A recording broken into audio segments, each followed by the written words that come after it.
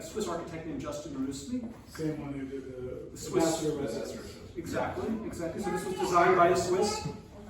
And it was a matter of raising the money. This room, I think we raised about $350,000 to $400,000 to do this room.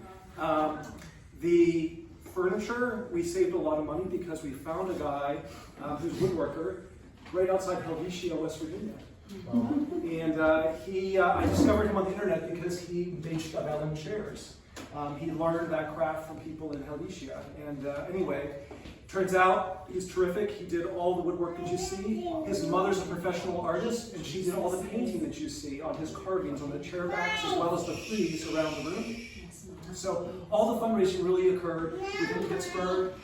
We did get a very large gift from one of the members of the Isley family. If you know the Isleys, they are the inventors of the Klondike bar. It was sold to Unilever.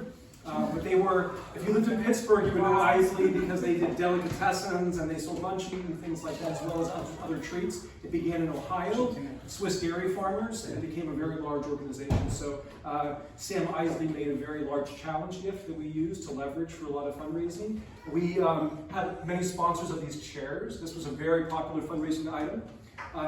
The tables also represent linguistic regions, the 4 main linguistic regions, and many people help give funding for their linguistic region. We did our campaign for Unfreeze the Freeze. This was the last thing that we were trying to raise money for. So that was all a part of it as well. But it was really a great effort. Gifts of all sizes and many contributors. And some people gave us some gifts for their estate as well.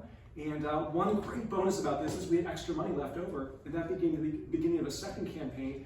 The Nationality Rooms across the university sponsor scholarships for students to study in these countries. Oh, cool. So we were able to raise money until we got to $100,000, and now we sponsor several scholarships each year for students to study in Switzerland for the summer. We've had students at CERN, the particle accelerator in the French part of Switzerland. We've also had, there's a nursing program that does comparative nursing, and they do a program in Switzerland. So we have a lot of nursing students who do that as well.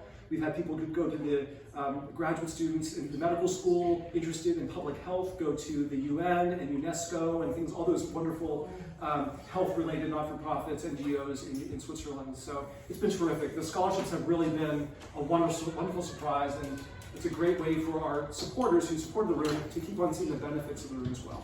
But that's a quick summary. Shields represent the original 3 cantons of Switzerland, Unterwalden, Schweizerei, and the 2 Waldens. And then we have the Swiss in the other window.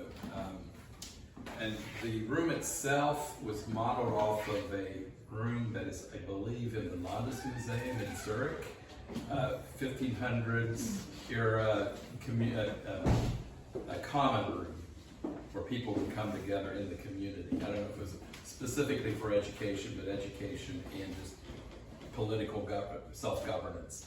So it's modeled after a room in Zurich that's in the Landesmuseum there, as far as the architectural design.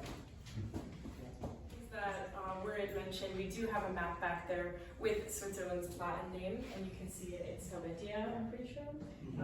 Some people pronounce it English Helvetia, but yeah, but I do not. So, anything else for that as well? One last thing about the windows of the original 4 cantons or cantons.